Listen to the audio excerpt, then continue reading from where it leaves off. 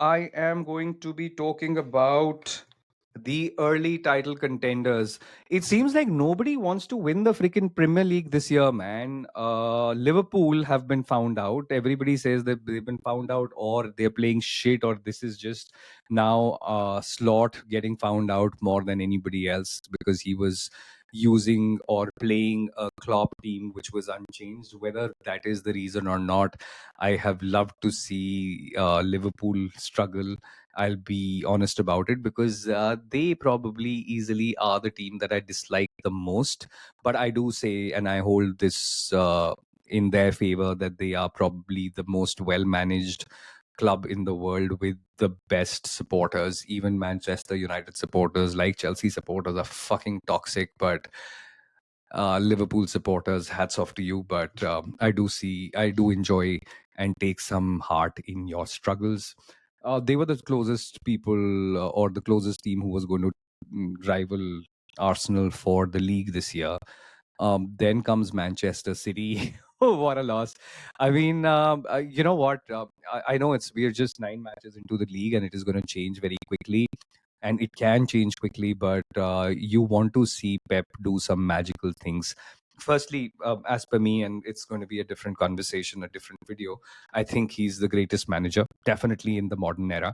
We can debate over whether it is all time or not, and I think this turnaround is going to define his legacy. So while people may still sort of go with Ferguson, and especially the United fans, and I don't know about others, but if he can turn this around and come back and win the Premier League and the Champions League within the next season or two, and then dominate it, I don't know if he's going to be able to dominate it for like 4 years that he did, but if he still is able to consistently deliver trophies, he goes down as the best manager in football history ever. Easy, no debates.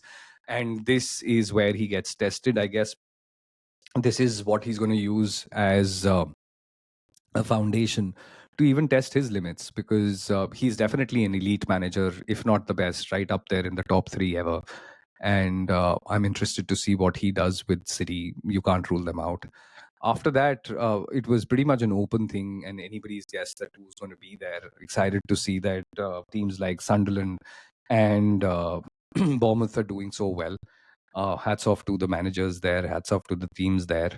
Thomas Frank is doing a decent job. Spurs are inconsistent at best, but they are definitely a top six team in my opinion. And with the kind of manager that they have, the kind of business that they did, and the kind of players that they have, they will be doing.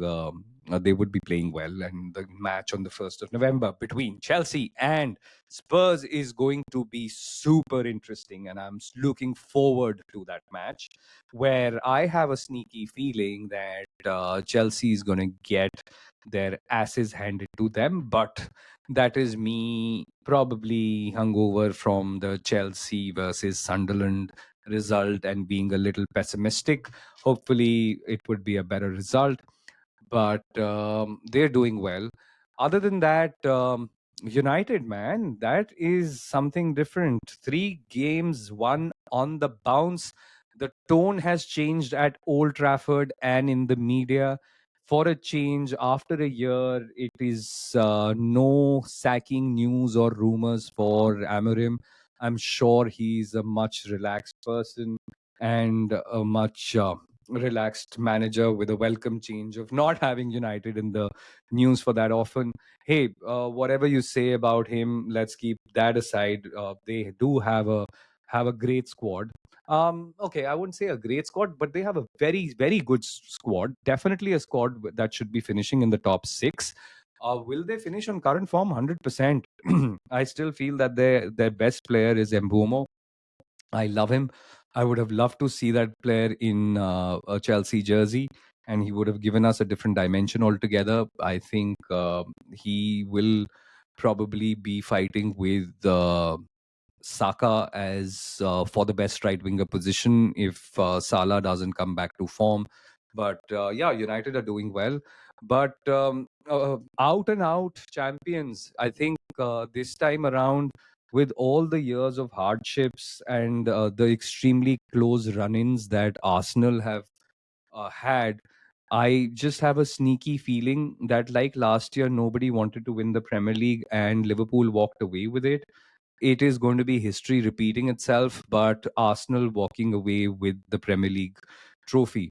They're 4 points clear of the closest rival, and they're the team that look in form.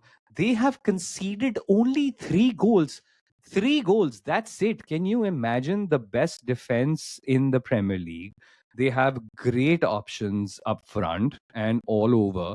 They still have Madueke, Jesus, and Havertz out, if I'm not mistaken, Odegaard as well. So they don't have all their players, and yeah, we can argue whether these guys are starters or not, but they have the most perfectly balanced squad in terms of every freaking thing, man.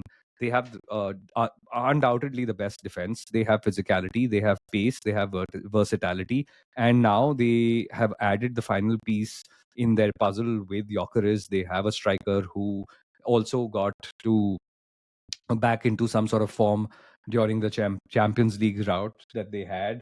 Of who I forget, but Atletico, yeah, Atletico. He scored 2 goals, so it's not as if he's going through a drought. But Arsenal are my favorites to win the trophy, and yeah, you know what? I'm a Chelsea fan, and I probably should be saying that I don't want Arsenal to win, but at the same time, I think Arsenal is a great team and I want them to win. I think if it is the most deserving team that needs to win, it is Arsenal. And yeah, I would prefer an Arsenal victory over Liverpool any freaking time, any freaking day, and over Manchester United or even over Manchester City for right now. Because Manchester City, we have freaking bored, man, 4 years in a row and dominating the league. Fuck off, Pep. We want some other team to also win it. As far as Chelsea is concerned, I'm not hopeful. I'm not confident. I'm hopeful of a top four finish, but I'm not confident of a top four finish. I think we'll finish in the top six somewhere, maybe fifth. But a lot depends on what happens with Cole Palmer and if he comes back and he needs to remain fit for the rest of the season. He cannot go out injured again, and that's where I leave Chelsea with. That's my early season predictions.